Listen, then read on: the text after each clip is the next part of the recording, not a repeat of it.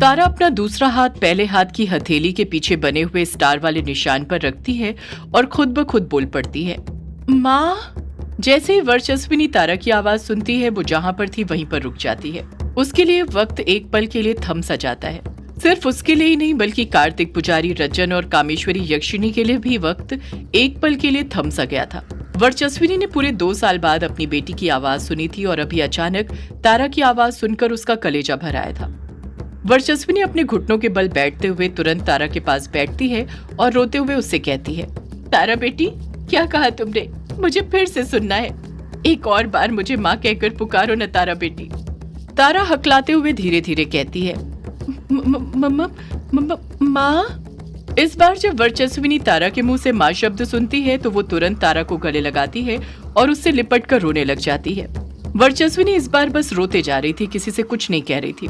वर्चस्विनी को इस तरह रोते हुए देख कामेश्वरी यक्षिणी की आंखें भी कुछ नम होने लग गई थी, जैसे उसे अपनी बेटी यामिनी की याद आने लग गई हो तारा को देखकर। वर्चस्विनी रोते हुए ही तारा से कहती है, तुम कैसी हो मेरी बच्ची? तारा इस बार भी बोलने की कोशिश तो करती है, पर माँ शब्द कहने के अलावा वो कुछ बोल ही नहीं पा रही थी। कार्तिक पुजारी वर्चस्विनी से कहते हैं, अब तो तुम मेरी बात मानोगी न वर्चस्विनी, कि तारा की नियति में जो होना लिखा है वो यहीं पर होकर रहेगा। उसे यहाँ से दूर ले जाना मतलब उसकी नियति से उसे दूर ले जाना होगा। वर्चस्विनी तारा की बाहें छोड़कर कार्तिक पुजारी को देखने लग जाती है। कार्तिक पुजारी अपनी बात को आगे जारी रखते हुए कहते हैं, मुझे लगता है कि तारा आज इतने दिनों बाद सिर्फ माँ शब्द बोल पाई है, तो वो भी सिर्फ और सिर्फ कामेश्वरी यक्षिणी की वजह से। जब तुम बेहोश थी तो वही उससे बातें कर रही थी। मुझे तो ये महादेव का कोई इशारा लगता है, ये किसी चमत्कार से कम नहीं है वर्चस्विनी बेटी। वर्चस्विनी खामोश रहती है, कार्तिक पुजारी से कुछ नहीं कहती है।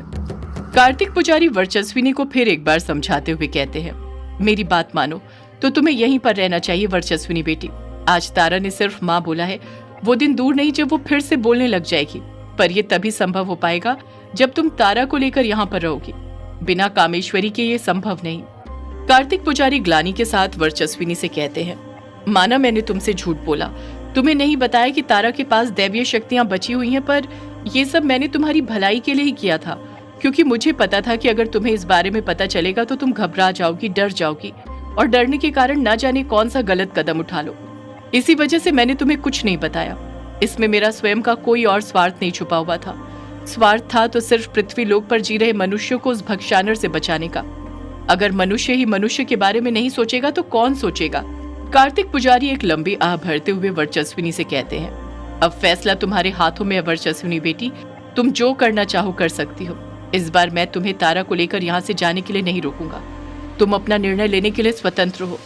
वर्चस्विनी के समझ नहीं आता कि वो क्या करे, पर जब वो अपनी बेटी तारा की तरफ नजरें करती है और देखती है कि तारा ना में अपना सिर हिलाते हुए बार बार माँ बोल रही थी, जैसे वो भी वहीं पर रुकना चाहती हो।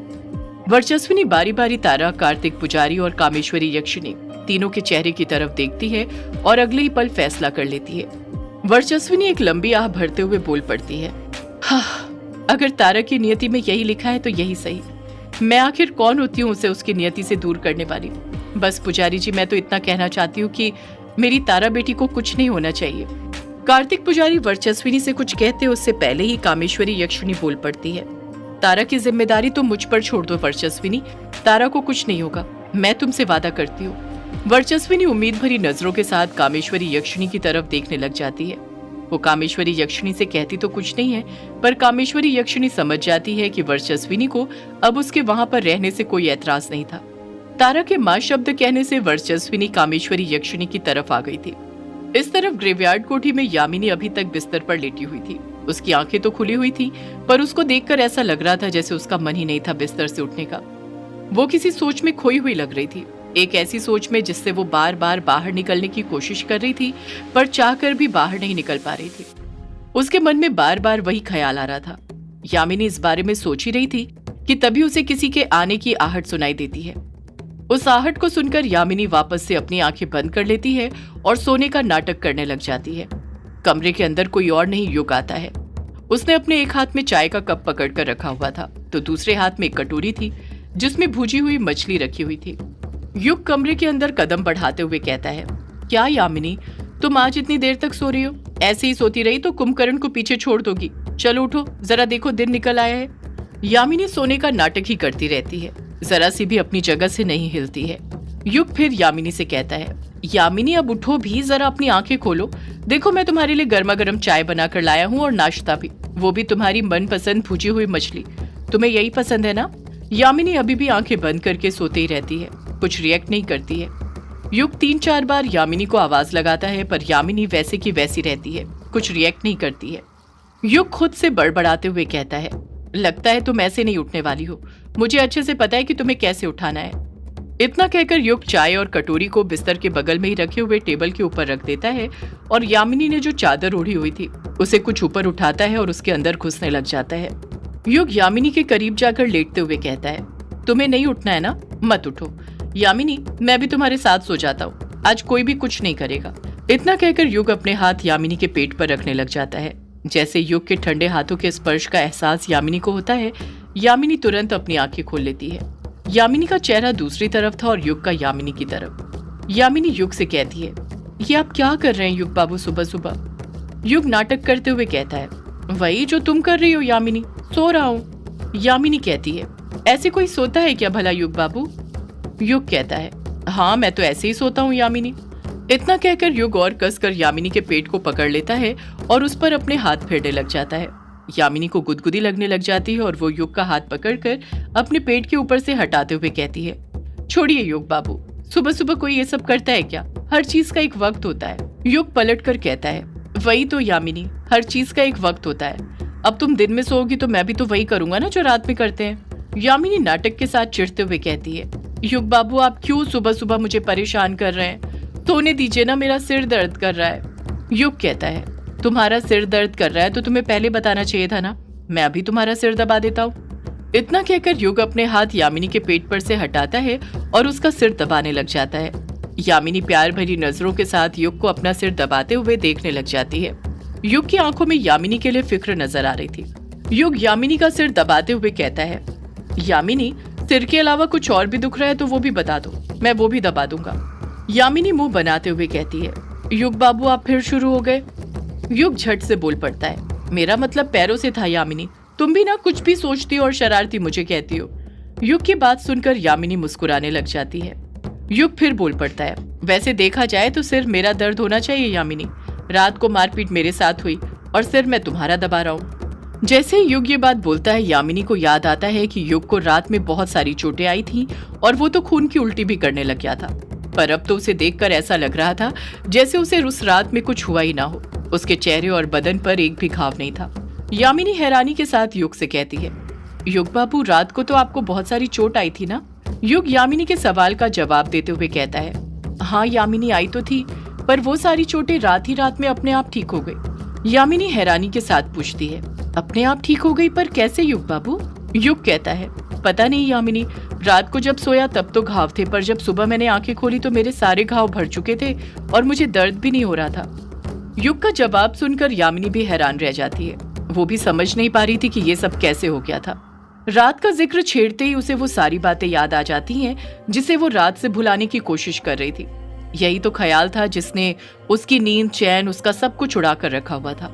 यामिनी फिर से परेशान होने लग जाती है और उसकी ये परेशानी युग पढ़ लेता है।